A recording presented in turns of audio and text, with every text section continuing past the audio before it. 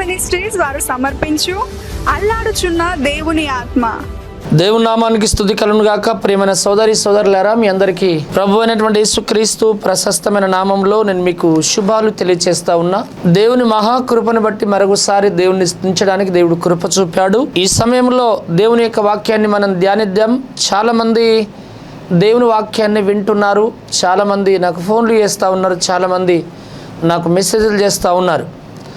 చాలామంది ఈ వాక్యాన్ని వింటూ చాలా రీతిలుగా ఆశీర్వదించబడుతున్నారు. చాలా సంతోషం దేవుడి వలన జరుగుతుంది. దేవుడు మీతో మాట్లాడి మిమ్మల్ని ఈ రీతిగా దేవుని యొక్క రాకడ కొరకు దేవుడు సిద్ధపరుస్తున్నందుకు దేవునికి నిత్యము దేవునికి మహిమ కలుగును గాక. ప్రియమైనటువంటి సోదరి సోదరులారా, ఈ సమయంలో దేవుని యొక్క వాక్యాన్ని మీతో నేను పంచుకుంటాను. దానికి ముందు ప్రార్థన చేద్దాం. దయగలిగిన మా తండ్రి యేసయ్య, నీ పాద చెంతకు వస్తున్నాం. ఇంతవరకు నీ మహాకృప మీరు మాతో ఉంచినందుకు స్తోత్రములు. ఇంతవరకు తండ్రి మీరు వాడుకున్నారు, మరలా తన ఈ రీతిగా వాడుకోబోతున్నందుకు నీ నామమునకు స్తోత్రాలు. నన్ను నేను నీ స్వాధీనంకి అప్పగించుకుంటున్నాను. నువ్వే దిగచ్చి మాట్లాడండి, ప్రతి ఒక్కరిని దర్శించండి, కేవలం మహిమ తెచ్చుకోండి. యేసు నామంలో ప్రార్థిస్తున్నాము తండ్రి, ఆమేన్. చూడండి ప్రియులారా, దేవుని యొక్క వాక్యంలో లూకా సువార్త 22వ అధ్యాయం 40 నుండి కొన్ని వచనాల వరకు నేను చదువుతాను. తర్వాత ఆయన బయలుదేరి తన వాడక చొప్పున ఒలీవల కొండకు వెళ్ళగా శిష్యులను ఆయన వెంట వెళ్ళిరి. ఆ చోటు చేరి ఆయన వారితో, మీరు శోధనలో ప్రవేశించకుండానట్లు ప్రార్థన చేయడని చెప్పి వారి యొద్ద నుండి రాతివేత దూరముగా వెళ్ళి మోకాళ్ళని, తండ్రి, ఈ గిన్నె నా యొద్ద నుండి తొలగించుటకు నీ చిత్తమైతే తొలగించుము, అయినను నా ఇష్టము కాదు, నీ చిత్తమే సిద్ధించును గాక అని ప్రార్థించెను. అప్పుడు పరలోకం నుండి ఒక దూత ఆయనకు కనబడి ఆయనను బలపరిచెను. ఆయన వేదన పడి మరింత అతూరముగా ప్రార్థన చేయగా ఆయన చెమట నేలను పడుచున్న గొప్ప రక్త బిందువు వలె ఆయన ప్రార్థన చాలించి లేచి తన శిష్యుల యొద్దకు వచ్చి వారు దుఃఖము చేత నిద్రించుట చూసి, మీరెందుకు నిద్రించుచున్నారు? శోధనలో ప్రవేశించకున్నట్లు లేచి ప్రార్థన చేయడని వారితో చెప్పాను.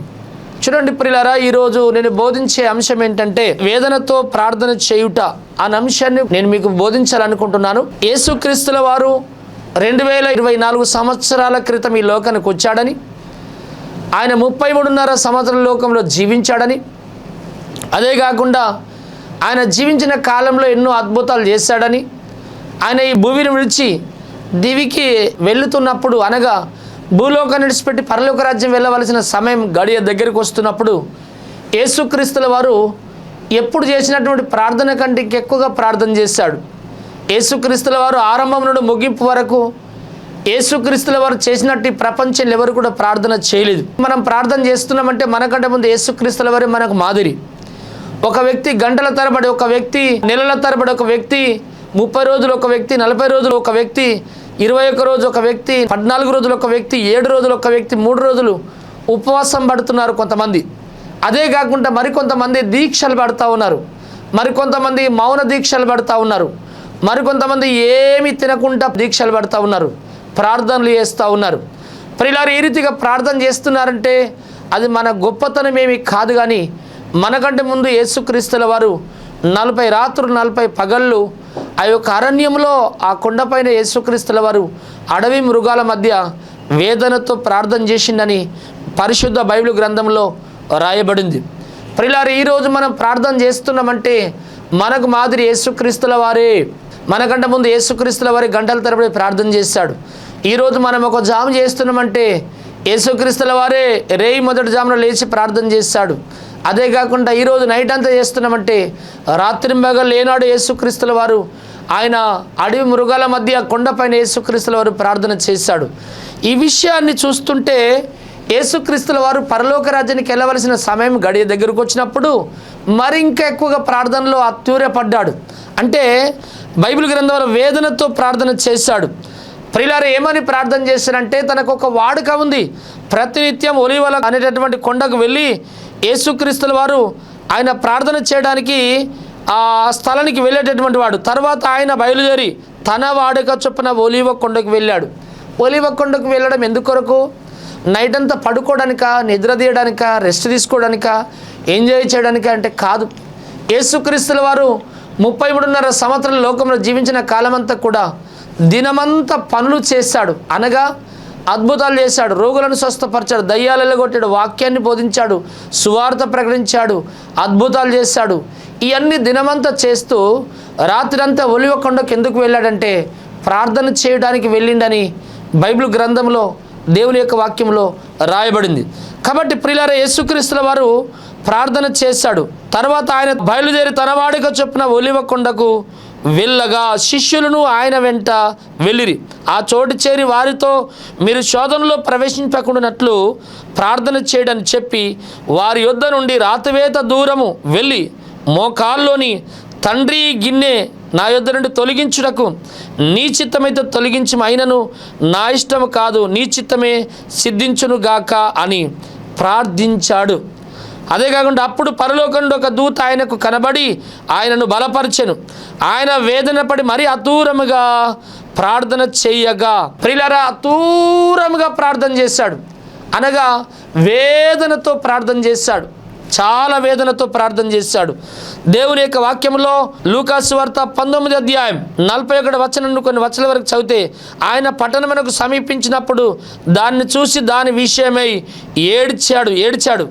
ఏమని ఏడ్చాడంటే, నీవును ఈ నీ దినములైనను సమాధాన సంబంధమైన సంగతులను తెలుసుకొనని ఎడల నీకెంతో మేలు, ఆ గాని ఇప్పుడు అవి నీ కన్నులకు మరుగు చేయబడినవి. ప్రభువుని దర్శించిన కాలం నీ వెరగకుంటివి గనుక నీ శత్రువులు నీ చుట్టూ గట్టి కట్టి ముట్టడి వేసి అన్ని ప్రక్కలను నిన్ను అరికట్టి నీలోనున్న నీ పిల్లలతో కూడా నిన్ను నేల కలిపి నీలో రాతి మీద రాయి నిలిచి ఉండ నీ అని దినములు వచ్చునని చెప్పాడు. అంటే ప్రియులారా, ఇక్కడ బైబిల్ గ్రంథంలో యేసుక్రీస్తుల వారు ఇక్కడ ఏం చెప్తున్నట్టే ప్రార్థన చేస్తూ ఉన్నాడు. అదే యోహాను సువార్త 10వ అధ్యాయం 1వ వచనం ఏమి రాయబడిందంటే, యేసు ఈ మాటలు చెప్పి ఆకాశం వైపు కనులెత్తి ఇట్లనెను, తండ్రి, నా గడియ వచ్చి ఉన్నది, నీ కుమారుడు నిన్ను మహిమపరచునట్లు నీ కుమారుణ్ణి మహిమపరచుము. నీవు నీ కుమారునికిచ్చిన వారందరికీ ఆయన నిత్య జీవం అనుగ్రహించినట్లు సర్వ శరీరుల మీదను ఆయనకు అధికారం ఇచ్చితివి అని ప్రార్థన చేశాడు యేసుక్రీస్తుల వారు. అదే కాకుండా ఆ యొక్క మార్కు సువార్త 14:32 వచనం నుండి 36 వరకు, మత్తయి సువార్త 26వ అధ్యాయం 36 నుండి బైబిల్ గ్రంథంలో దేవుని యొక్క వాక్యంలో 45 వరకు యేసుక్రీస్తుల వారు గెత్సెమనే తోటలోనికి వెళ్ళి ఆయన మరీ అతూరముగా ప్రార్థన చేశాడు, వేదనతో ప్రార్థన చేశాడు. ఎందుకంటే నేను ఈ లోకాన్ని విడిచిపెట్టవలసిన గడియ దగ్గరికి వచ్చింది, నా శిష్యులను విడిచిపెట్టి వెళ్ళిపోయి గడియ దగ్గరికి వచ్చింది, నన్ను వెంబడించినటువంటి ప్రజలను విడిచిపెట్టే గడియ దగ్గరికి వచ్చేసింది. అయ్యో, నా ప్రజల మేలు ఎట్లా కాపాడబడాలా, అయ్యో నా ప్రజల పరిస్థితి ఏంది, నా బిడ్డల పరిస్థితి ఏందని చెప్పి మరి వేదనతో ప్రార్థన చేశాడని బైబిల్ గ్రంథంలో స్పష్టంగా రాయబడింది. ప్రియులారా, యేసుక్రీస్తుల వారు అదే కాకుండా ఆయన బ్రతుకున్నప్పుడు ఆయన ప్రార్థన చేయడమే కాకుండా యేసుక్రీస్తుల వారు సిలువలో వ్రేలాడుతున్నప్పుడు కూడా ఆయన చేసే ప్రార్థన ఏంటిదంటే తెలుసా? సిలువలో కూడా 7 మాటలు పలికి ప్రార్థన చేశాడు. ఏమని ప్రార్థన చేశాడంటే, తండ్రి, వీరేమి చేయుచున్నారో వీరు ఎరగరు గనుక వీరిని క్షమించు అని ప్రార్థన చేశాడు. అంటే వీళ్ళు తెలియక చేస్తున్న పాపం తెలిసి చేసే పాపం కాదు ఇది. వీరు తెలియక నా ప్రజలను హింసిస్తున్నారు, వీరు తెలియక నన్ను హింసిస్తున్నారు అని ప్రార్థన చేశాడు. ఈనాడు కూడా మన దేశంలో క్రైస్తవులను హింసిస్తున్నారు, విమర్శిస్తున్నారు, మందిరాలను కూలబెడుతున్నారు, కాలబెడుతున్నారు, సేవకులను కొడుతున్నారు, క్రైస్తవులను హింసిస్తున్నారు. ప్రియులారా, భయంకరమైనటువంటి మతోన్మాదులు చాలా రీతులుగా చాలా అనవసరంగా మనుషులను జడ్జ్ చేసుకొని కొడుతూ ఉన్నారు. అది న్యాయం అంటే కాదు. ప్రియులారా, క్రైస్తవులు దేశానికి అన్యాయం చేసిన చరిత్ర ఎక్కడ ఉందంటే లేదు. చాలామంది అనుకుంటారు, ఆ రీతిగా అనాలోచనగా ప్రవర్తించి చాలా కీడులు చేస్తూ ఉంటారు.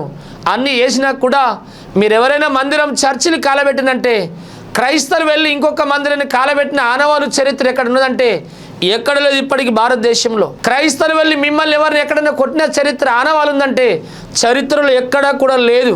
ప్రియులారా, ఈ విషయాన్ని మీరు అర్థం చేసుకోవాలి.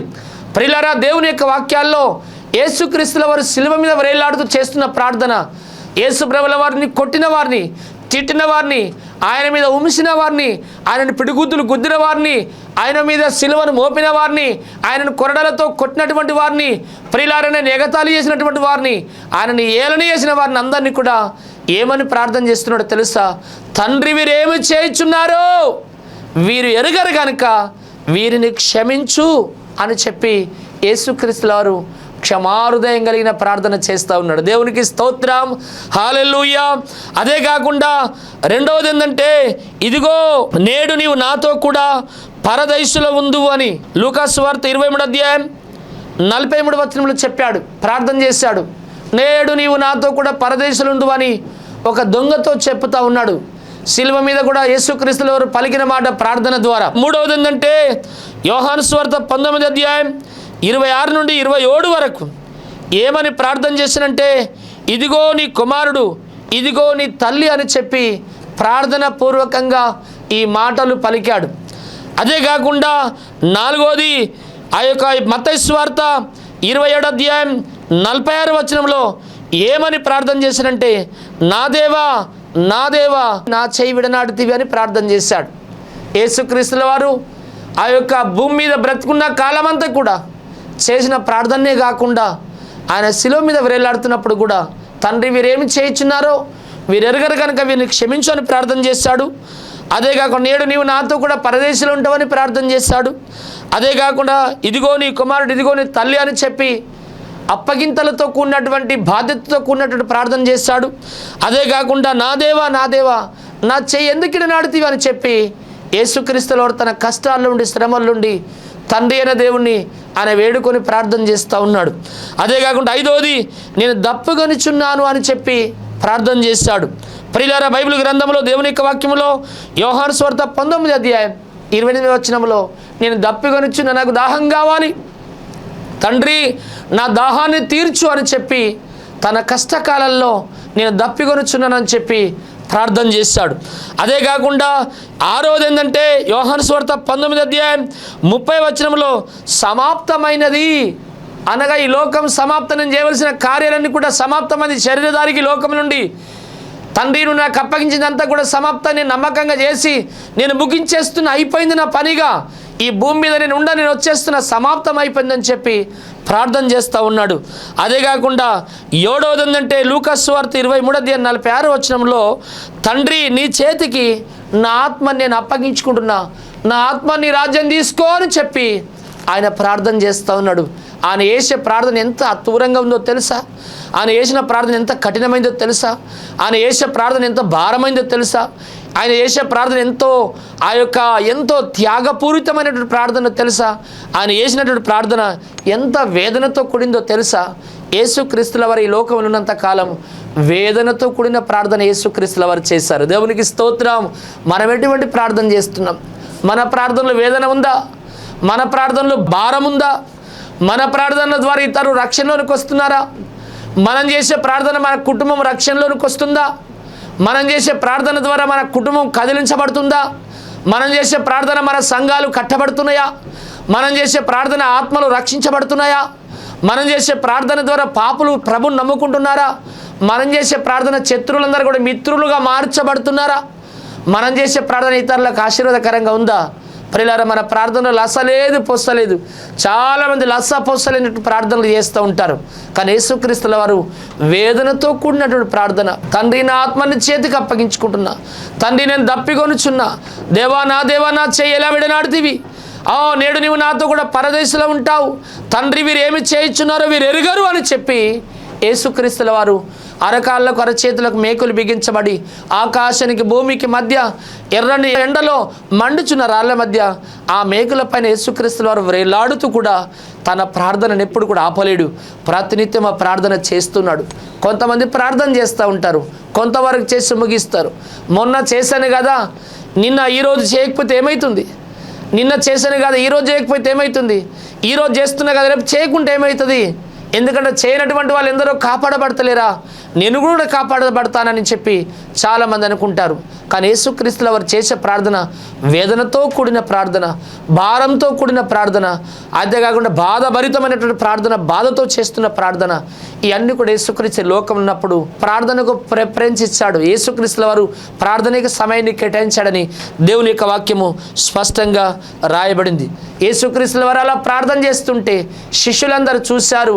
మీరు యేసుప్రభు గడిపినట్లు ప్రార్థనలో మేమును గడపలేకపోతున్నాం. ఎందుకంటే యేసుక్రీస్తుల వారి దగ్గర మనం ప్రార్థన నేర్చుకోలేకపోయాం. అయితే మనం కూడా ప్రార్థనలో మనం అలవాటు పడదాం, మన వల్ల ప్రార్థన చేద్దాం, ప్రార్థనాత్మతో నింపుమని చెప్పి ప్రభుని అడుగుదామని చెప్పి వాళ్ళు ఆలోచించారు. ఎందుకంటే యోహాను దగ్గరికి వెళ్ళి చూశారు. యోహాను తన శిష్యులకు ప్రార్థన నేర్పిస్తున్నాడు. యోహాను తన శిష్యులను ప్రార్థనలో ఆ యొక్క పొదుగునట్లు చేస్తూ ఉన్నాడు. యోహాను శిష్యులు ప్రార్థనలో ఆరితేరుతూ ఉన్నారు. యోహాను శిష్యులందరూ కూడా ప్రార్థనలో మూలుగుతూ ఉన్నారు, ప్రార్థనలో లీనమై ప్రార్థన చేస్తూ ఉన్నారు. అటువంటి ప్రార్థన తన శిష్యులకు నేర్పినట్లు యేసయ్య మాకు నేర్పు అని చెప్పి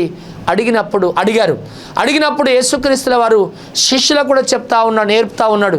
ఏంటిదంటే ఆ ప్రార్థన మత్తయి సువార్త 6 అధ్యాయం 9 నుండి 14 వరకు మనం చదివితే యేసుక్రీస్తుల వారు తన శిష్యులకు ఇలాంటి ప్రార్థన నేర్పాడు. ఒకటోది ఏంటంటే పరలోకమందున్న మా తండ్రి అని ప్రార్థన చేయండి అని చెప్పాడు. తండ్రులు అనేవారు మనుషులకు ఉండరు, కానీ తండ్రి మాత్రమే ఉంటాడు. తండ్రి అనే మాటకు అర్థం ఏంటంటే పుట్టించిన దేవుడు అని అర్థం. పరిలారా చాలామందికి దేవుళ్ళు అంటారు. దేవుళ్ళు ఉండరండి, దేవుడు ఒక్కడే ఉన్నాడు, దేవుడు లేడు. ప్రతి మానవుడికి తండ్రి ఒక్కడే ఉంటాడు, తండ్రులు అనేవారు ఉండరు. పరిలారా దేవుళ్ళు అనేవారు లేరు. దేశంలో ప్రపంచంలో దేవుళ్ళు అనేవారు లేరు. దేవుడు అనేవాడు ఉన్నాడు. ఆ దేవుడు ఎవరో తెలుసా? దేవుడికి ఉండవలసిన లక్షణాలు కలిగిన వాడు దేవుడు. ప్రియులారా యేసుక్రీస్తుల వారు ఆయనలో ఆ లక్షణాలు ఉన్నాయి. ఆయన లోకంలో జీవించిన కాలం ఎన్నో త్యాగాలు చేశాడు, పవిత్రుడుగా జీవించాడు. అదే కాకుండా శ్రమలు పొందాడు, ప్రాణం పెట్టాడు, చనిపోయాడు, తిరిగి లేచాడు. దేవుడికి ఉండవలసిన లక్షణాలు యేసుక్రీస్తులో ఉన్నాయి. కాబట్టి ఆయన దేవుడని ఏ మానవుడు చెప్పక తప్పదు. యేసుక్రీస్తుల వారు నిజమైన దేవుడు అని చెప్పి బైబిల్ సెలవిస్తూ ఉంది. ప్రియులారా ఆ యొక్క పరలోకమందున మా తండ్రి అని ప్రార్థన చేయమన్నాడు. ప్రియులారా ఎందుకంటే ఆయన నిన్ను పుట్టించిన తండ్రి. దేవుని యొక్క వాక్యం సెలవిస్తూ ఉంది. కొరింథీయులకు రాసిన 2వ పత్రిక 6 అధ్యాయం 18వ వచనంలో ఆయన తండ్రి అని మాట రాయబడింది. మత్తయి సువార్త 5 అధ్యాయం 16వ వచనంలో పరలోకపు తండ్రి అనే మాట రాయబడింది. మత్తయి సువార్త 6 అధ్యాయం 1 నుండి ఆ యొక్క 17 వరకు 6 అధ్యాయం 1వ వచనం, 4వ వచనం, 6వ వచనం, 8వ వచనం, 17వ వచనాల్లో ఆయన తండ్రి అనే మాట రాయబడింది. అదే మత్తయి సువార్త 6 అధ్యాయం 18వ వచనంలో, మత్తయి సువార్త 5 అధ్యాయం 48వ వచనంలో తండ్రి అనే మాట రాయబడింది. అదే కాకుండా యెషయా గ్రంథం 63 అధ్యాయం 16వ వచనంలో, యెషయా గ్రంథం 64 అధ్యాయం 8వ వచనంలో ఏమి రాయబడింది తెలుసా? ఆయన కుమ్మరి వాడట, మన మట్టి అట, ఆయన తండ్రి అట, మనం ఆయన బిడ్డలమట. దేవునికి స్తోత్రం. 100వ దావీదు కీర్తన 1వ వచనం 4వ వచనం వరకు చదివినట్లయితే మనం ఆయన వారమట, ఆయన పాలించు ప్రజలమట, ఆయన మేపే గొర్రెలమట, ఆయన పుట్టించినటువంటి ప్రజలమట, ఆయన మనకు తండ్రి అట, మనం ఆయనకు పిల్లలమని చెప్పి పరిశుద్ధ బైబిల్ గ్రంథం స్పష్టంగా రాయబడింది. దేవునికి స్తోత్రం. హల్లెలూయా. ప్రియులారా పరలోకమందున తండ్రి అని చెయ్యండి అని ప్రార్థన నేర్పించాడు యేసుక్రీస్తుల వారు. రెండవది ఏంటంటే ఎటువంటి ప్రార్థన నేర్పించాడంటే నీ నామం పరిశుద్ధపరచబడునుగా కానీ ప్రార్థన నేర్పించాడు. ఎందుకంటే యేసుక్రీస్తుల వారు పరిశుద్ధుడు, ఆయనలో పాపము లేదు. హెబ్రీయులకు రాసిన పత్రిక 7:26 వచనాల్లో ఆయన నిర్దోషట, నిష్కల్మషుడట, పాపలతో చేరక ప్రత్యేకంగా ఉన్నటువంటి వాడట. యోహాను సువార్త 8 అధ్యాయం 46 వచనంలో నాలో పాపమున్నదని మీలో ఎవడు నిరూపిస్తాడు సవాలని చెప్పి సవాలు విసిరాడు. ఈ లోకములు అందరూ పాపులే అని చెప్పి బైబిల్ సెలవిస్తుంది. రోమపత్రిక 3:11, రోమపత్రిక 3:14, 16 వరకు, రోమిలకు రాసిన పత్రిక 3 అధ్యాయం 23 వచనం 24 వచనంలో ఏ భేదం లేదు, అందరూ పాపులే అనే మాట రాయబడింది. దేవుని యొక్క వాక్యంలో ప్రసంగి 7:20-21లో పాపము చేయకుండా నీతిమంతుడైన వాడు భూమి మీద ఒక్కడైనా లేడట. ఏ కులములో అయినా సరే, ఏ మతంలోనే సరే ప్రతి ఒక్కరు కూడా పాపులు అనే మాట బైబిల్లో రాయబడింది. ప్రియులారా ఈరోజు వాక్యం వింటున్నా నీవు ఆయనను అంగీకరించలేమో, ఎందుకంటే మానవులమైన మనం జన్మ కర్మ పాపులమైనాం కాబట్టి ప్రియులారా, మన పాపాలు పోవాలంటే ప్రభుని అంగీకరించాలి. ఎందుకంటే ఆయన పరిశుద్ధుడు. ఆ పరిశుద్ధ దేవుని మనం కలిగి ఉండాలి. ఆ పరిశుద్ధ నామమును స్మరించాలి. కానీ ఈ లోకంలో ఏ నామమును స్మరించడానికి వీల్లేదు. ఆయన ఒక్కడు మాత్రమే పరిశుద్ధుడని బైబిల్ సెలవిస్తూ ఉంది. దేవుని యొక్క వాక్యంలో లూకా సువార్త 1:49 ఆయన నామం పరిశుద్ధము అనే మాట రాయబడింది. కీర్తనల గ్రంథం 111 దావీదు కీర్తన 9 ఆయన నామం పరిశుద్ధమైనది, ఆయన నామం పూజింపదగింది. ఆయన నామం ఒక్కడే పరిశుద్ధుడు. ఆయన తప్ప ఈ లోకంలో ఎవరు కూడా పరిశుద్ధులు లేరు. ఆయన నామం ఒక్కడే నామం పూజింపదగింది. ఈ లోకంలో ఎవరిని పూజించినా నువ్వు మోక్షం పోని, పాపక్షమాపణ నీకు దొరకదు. ఆయన పరిశుద్ధుడు, ఆయన పూజకరుడు, పూజింపదగినటువంటి వాడు. ఆయనను అంగీకరిస్తే నీ జీవితం ఎంతో ధన్యమవుతుంది. అదే కాకుండా నా ప్రియ సహోదరుడా, 99 దావీదు కీర్తన 9 ఆయన పరిశుద్ధ అలంకృతులు ధరించుకొని ఆయన సన్నిధిలో సాగిలపడండి. ఆయన పరిశుద్ధుడు, పరిశుద్ధుడు, పరిశుద్ధుడు అనే మాట బైబిల్లో రాయబడింది. యెషయా గ్రంథం 6:1 నుండి కొన్ని వచనాల వరకు చదివినట్లయితే కెరూబుల మధ్య ఆయన జీవిస్తున్నాడట. కెరూబులు సెరుబులట, 24 పెద్దలు, 4 చెవులట, కోటాను కోట్ల దేవదూతలట. ఆయన పరిశుద్ధుడు, ఆయన పరిశుద్ధుడని ప్రధాన దూతల చేత, గాన ప్రతిగణల చేత ఆయన ఆరాధించబడుతున్నవాడట. పరిశుద్ధుడనే మాట రాయబడింది. అదే కాకుండా దానియేలు గ్రంథం 3:28 ఆయన ఒక్కడే పరిశుద్ధుడు, ఆయన ఒక్కడే పూజింపదగిన వాడని చెప్పి నెబుకద్నెజర్ రాజు ఒప్పుకున్నట్టు బైబిల్ గ్రంథం సెలవిస్తూ ఉంది. యేసుక్రీస్తుల వారు తన శిష్యులకు 3వ ప్రార్థన నీ రాజ్యం వచ్చునుగా కానీ ప్రార్థన చేయమని చెప్పాడు. ప్రియులారా, మత్తయి సువార్త 6:10 ఆయన రాజ్యం ఏంటిది? బైబిల్ గ్రంథంలో రోమపత్రిక అదే 14:10 ఏమి రాయబడిందంటే దేవుని రాజ్యం భోజనమును పానమును కాదు కానీ నీతియు సమాధానమును పరిశుద్ధాత్మ యందలి ఆనందమునై ఉన్నది అనే మాట బైబిల్లో స్పష్టంగా రాయబడింది. దేవునికి స్తోత్రం, హల్లెలూయా. ప్రియులారైన రాజ్యం రావాల భూమి మీద. ఆయన రాజ్యం రాకపోతేనే మనుషులు కత్తుల చేత పొడబడుతున్నారు. ప్రియులారా, కక్షల చేత కొట్లాడుతున్నారు. ప్రియులారైన రాజ్యం లేనప్పుడు మనుషులు పాపములో పాపపు జీవితం జీవిస్తూ ఉన్నారు. ఆయన రాజ్యం ఉంటే ఆయన రాజ్యం ఇటువంటి రాజ్యం కాదండోయ్. ఆయన రాజ్యం ఎటువంటిదో తెలుసా? పెద్ద పులి ఎద్దు కలిసి గడ్డి వేస్తుందట. ఆయన రాజ్యం ఎటువంటిదో తెలుసా? పాముల పుట్ట దగ్గర మీడనాగుతో ఒక పసిపిల్లగాడు ఆటలాడుకుంటాడట. ఎలుగుబంటి ఎదురొచ్చిన మనిషిని ఏం హాని కలిగించదట. ప్రియులారా, ఆయన రాజ్యంలో మనిషికి మరణం అనేది ఉండదట. ఎల్లకాలం, తరతరాలు, యుగయుగాలు నిత్యమైనతో సంతోషంతో మానవుడు జీవిస్తూ ఉంటాడట. ఈనాడు ఆయన రాజ్యం లేదు కాబట్టి దేశం మీదకి దేశం, రాష్ట్రం మీదకి రాష్ట్రం, జనం మీదకి జనం, ప్రజల మీదకి ప్రజలు కొట్లాడుతున్నారు, ప్రాణాలు తీసుకుంటున్నారు. తుపాకుల చేత, తూటాల చేత మనుషులు చస్తూ ఉన్నారు, కొట్టుకుని చస్తూ ఉన్నారు. కారణం ఏంటంటే ఆయన రాజ్యం లేదు. ఆ రాజ్యం మనకు రావాలని చెప్పి ప్రార్థన చేయమని శిష్యులకు యేసు ప్రభుల వారు తెలిపారు. అదే కాకుండా ఆ యొక్క బైబిల్ గ్రంథంలో 4వది ఎటువంటి ప్రార్థన? యేసుక్రీస్తుల వారు ఆయన ప్రార్థన పరుడు కాబట్టి తన శిష్యులకు ఎటువంటి ప్రార్థన నేర్పడంటే 4వది నీ చిత్తం పరలోకమందు నెరవేరినట్లు భూమి యందంతటా నెరవేరునుగా కానీ ప్రార్థన చేయమన్నాడు. అదే మత్తయి సువార్త 6:10 ప్రియులారా, ఆయన చిత్తం పరలోకమందు నెరవేరింది కానీ భూమి మీద ఇంకా నెరవేరలేదు. ఆయన చిత్తం ఏమిటి? ఆయన చిత్తం ప్రియులారా, బైబిల్ గ్రంథంలో దేవుని యొక్క వాక్యంలో ఏంటిది ఆయన చిత్తం అంటే? ప్రియులారా, ఆయన చిత్తం ఏంటంటే ప్రతి ఒక్కరూ మారు మనసు పొంది రక్షణ, మారు మనసు, బాప్తిస్మం పొందుటయే ఆయన చిత్తం. ఏంటిది ఆయన చిత్తం అంటే? ప్రభు అయిన యేసుక్రీస్తుల వారు ఒక్కరే దేవుడు ఒక్కడే, దేవుడికి నరులకు మధ్యవర్తి ఒక్కడే. ఆయనే ప్రభు అయిన యేసుక్రీస్తు దేవుడు అని చెప్పి తెలుసుకొనుటే అది దేవుని యొక్క చిత్తం.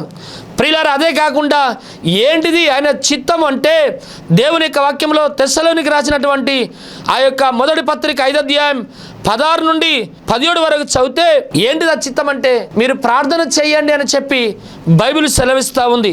అదే కాకుండా తెస్సలోనికి రాసిన పత్రిక 3:4 ఏం రాయబడిందంటే పరిశుద్ధత కలిగి ఉండటే దేవుని యొక్క చిత్తం అనే మాట ఇక్కడ రాయబడింది. మన పరిశుద్ధత మనం కాపాడుకునుట దేవుని యొక్క చిత్తం. పేతురు రాసిన మొదటి పత్రిక 3:17 కీడు చేసి మేలు అనుభవించుట కంటే మేలు చేసి కీడు అనుభవించుటే దేవుని యొక్క చిత్తం. నువ్వు మేలుకరంగా జీవిస్తున్నావు, అందరికీ ఆశీర్వాదకరంగా ఉంటున్నావు, దేవుని చిత్తం నెరవేరుస్తున్నావు, ఆయనను శ్రమలు వస్తున్నాయి, దేవుడు నాకేం చేసిండు నువ్వు అనగాని అలాగూ జీవించుట, అలాగూ శ్రమ అనుభవించుట, ఇది దేవుని యొక్క చిత్తం అనే మాట బైబిల్లో రాయబడింది. ప్రతివాడు తన ఘటమును కాపాడుకునుట దేవుని యొక్క చిత్తం. జారత్వం నుండి పారిపోవుటయే దేవుని యొక్క చిత్తం అని చెప్పి బైబిల్ సెలవిస్తుంది. నా ప్రియ సహోదరి సహోదరుడా, మన పరిశుద్ధతను కాపాడుకోవాలి, పవిత్రంగా జీవించాలి. ప్రియులారా, దేవుని యొక్క చిత్తాన్ని పరలోకంలో నెరవేరింది, ఈ భూమి మీద మనం నెరవేర్చాలని చెప్పి ఈ ప్రార్థన చేయమని దేవుడు యేసుక్రీస్తుల వారు తన శిష్యులకు నేర్పించాడు. అలా చిత్తం, దేవుని యొక్క చిత్తం నెరవేర్చబడాలని మనం కూడా ప్రార్థన చేయాలి, ప్రయత్నం చేయాలి. దేవునికి స్తోత్రం. అదే కాకుండా 5వది, ఆ యొక్క మా అనుదిన ఆహారము నేడు మాకు దయచేయమని ప్రార్థన చేయమని చెప్పాడు యేసుక్రీస్తుల వారు. మత్తయి సువార్త 6వ అధ్యాయం 11వ వచనంలో అనుదిన ఆహారం నేడు మాకు దయచేయి. ఏంది అనుదిన ఆహారం? ప్రియులారా, మనం భుజించేటటువంటి శరీర సంబంధమైన ఆహారమా, భోజనమా? అది చపాతీలా, చికెన్ బిర్యానా, మటన్ బిర్యానా? చెప్పండి, ఏంటిది ఆహారం? ప్రియులారా, ఈ లోక సంబంధమైన ఆహారాన్ని తింటే తప్పకుండా మనిషి ఆకలి కొంటాడు. తప్పకుండా ఈ లోక సంబంధమైన పానీయములు తాగితే దాహం కొంటాడు తప్పకుండా. కానీ నేనిచ్చే నీళ్ళు ఎప్పుడు తప్పుకొని పోవడం చెప్పాడు దేవుడు. నేనిచ్చే ఆహారం తినేవాడు ఎప్పుడు బ్రతికుంటాడు, జీవించే ఉంటాడని చెప్పాడు. యేసుక్రీస్తు లోకంలో ఉన్నప్పుడు ఒక మాట చెప్పాడు, జీవాహారం నేనే, జీవం నేనే అన్నాడు. నన్ను భుజించబడు ఎల్లకాలం బ్రతుకుతాడని చెప్పాడు. అదే కాకుండా బైబిల్ గ్రంథంలో మత్తయి సువార్త 4వ వచనంలో యేసుక్రీస్తుల వారు 40 రాత్రులు 40 పగళ్ళు అడవి మృగాల మధ్య కొండపైన ఉపవాస దీక్ష పట్టాడు. దీక్ష ముగించిన తర్వాత, ఉపవాసం ముగించిన తర్వాత సాతానుడు వచ్చి యేసుప్రభుని అంటున్నారు, నువ్వు దేవుని కుమారుడవైతే రాళ్ళను రొట్టెలుగా మార్చుకొని తిను అంటే యేసయ్య అంటున్నాడు, మనుషుడు రొట్టె వలన జీవించడు కానీ దేవుని నోట నుండి వచ్చి ప్రతి మాట వలన జీవిస్తాడు. ప్రియులారా, దేవుని నోట నుండి వచ్చే మాట అది మార్పులేని మాట, అది మధురమైన మాట, అది అద్భుతాలు చేసే మాట, అది ఆశ్చర్యమైన కార్యాలు జరిగించే మాట, నీ రోగాలను స్వస్థపరిచే మాట, దయ్యాలను ఎల్లగొట్టే మాట, అదే కాకుండా సచ్చినోళ్ళను బ్రతికించే మాట, నీ భవిష్యత్తును స్థిరపరిచే మాట. దేవునికి స్తోత్రం. ద్వితీయోపదేశకాండం అదే కాకుండా 8వ అధ్యాయం 3వ వచనంలో ప్రియులారా, నరులు ఆహారం చేత బ్రతకలేరు కానీ యెహోవా మాట చేతనే బ్రతుకుతారు. అదే అనుదిన ఆహారం మాకు కావాలి. ప్రియులారా, ఈ లోక సంబంధమైనటువంటి ఈ ఆహారాన్ని మనం భుజించినప్పుడు 2 గంటలు 3 గంటలు మాత్రమే మన కడుపులో ఉంటుంది. అది జీర్ణకోశంలోకి వెళ్ళిపోయి జీర్ణమైపోయి అది బహిర్భూమిలోనికి వెళ్ళిపోతున్నది. ఈ ఆహారం అరుగుతుంది కానీ దేవుడిచ్చే ఆహారం ఎల్ల కాలం ఉంటుంది. అది అనుదిన ఆహారం నిత్యం మాకు దయచేయని మనం వేడుకోవాలి. ఇశ్రాయేలు ప్రజలు ఈ మన్నాను 40 సంవత్సరాలు వాళ్ళు వెళుతున్నప్పుడు, ప్రయాణం చేస్తున్నప్పుడు వాళ్ళు మన్నాను భుజించిందట. ఆ మన్నా ఏదో ఎవరు తిన్నారు తెలుసా? పరలోకంలో దేవదూతలు భుజించే ఆహారం మనుషులు భుజించిందని బైబిల్ సెలవిస్తూ ఉంది. మన్నాను భుజించిందని రాయబడింది. ప్రియా సహోదరి సహోదరుడా, అనుదిన ఆహారం మాకు దయచేయని యేసుప్రభుల వారు తన శిష్యులకు నేర్పారు. మనం కూడా ప్రతినిత్యము దైవ సంబంధమైన ఆహారం కొరకు మనం ప్రార్థన చేయాలి. చివరిగా 6వది, మా యెడల అపరాధం చేసిన వారిని మేము క్షమించిన ప్రకారం మమ్మల్ని క్షమించు అని ప్రార్థన చేయమన్నాడు.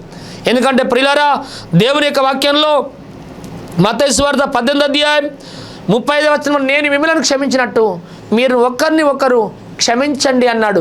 మత్తయి సువార్త 5వ అధ్యాయం 23-24 వచనంలో, పరలోకమందున మీ తండ్రికి మీరు కుమారులగునట్లు మీ శత్రువులను క్షమించండి అన్నాడు.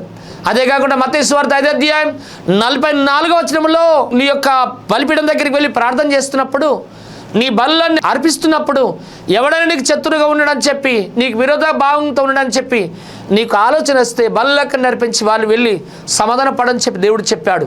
ప్రియా సహోదరుడా, మన జీవితంలో మనం క్షమించే హృదయం కలిగి జీవించమని దేవుడు చెప్పాడు. ప్రియులారా, యేసుక్రీస్తుల వారు కలిగి ఉన్నటువంటి అనుభవంతో కూడిన ప్రార్థన జీవితం నువ్వు కలిగి ఉంటే నీ జీవితంలో జయం పొందుతూ ఉంటావు. యేసుక్రీస్తుల వారు చేసిన ప్రార్థన ఈరోజు నువ్వు కలిగి ఉండి నువ్వు చేస్తే నీ జీవితంలో నువ్వు ఎటువంటి వ్యక్తివైనా అన్నిట్లో జయం పొంది దేవుని యొక్క రాజ్యం చేరుతూ ఉంటావు. దేవుడి మాటలు దీవించి ఆశీర్వదించును గాక. దయగల మా తండ్రి గొప్ప దేవ, ఇంతవరకు నీ వాక్యం నీ ప్రజలను మేము వినడానికి కృప చూపినందుకు స్తోత్రాలు. వేదనతో ఈ లోకం ఉన్నప్పుడు మరి అతురంగా వేదనతో ప్రార్థన చేస్తావు. అటువంటి ప్రార్థన జీవితం ఎవరైతే కలిగి ఉండలేరు వారందరూ యేసు నామములో ప్రార్థనాత్మ చేత నింపబడి దుష్టుని జయించుదురుగాక. గంటల తరబడి ప్రార్థన విజ్ఞాపనలు చేసే ప్రార్థనాత్మ చేత యేసు నామములో ప్రతి ఒక్కరు నింపబడుదురుగాక. చేసినావు నీకు వందనాలు. యేసు నామములో ప్రార్థిస్తున్నాం తండ్రి, ఆమేన్. మా చిరునామా పెనుయేలు ప్రార్థనా మందిరం, కరీంనగర్ రోడ్, మోర్తాడ్, నిజామాబాద్ జిల్లా, తెలంగాణ. మీరు సంప్రదించవలసిన మా ఫోన్ నంబర్లు 9849272545, 9908771146.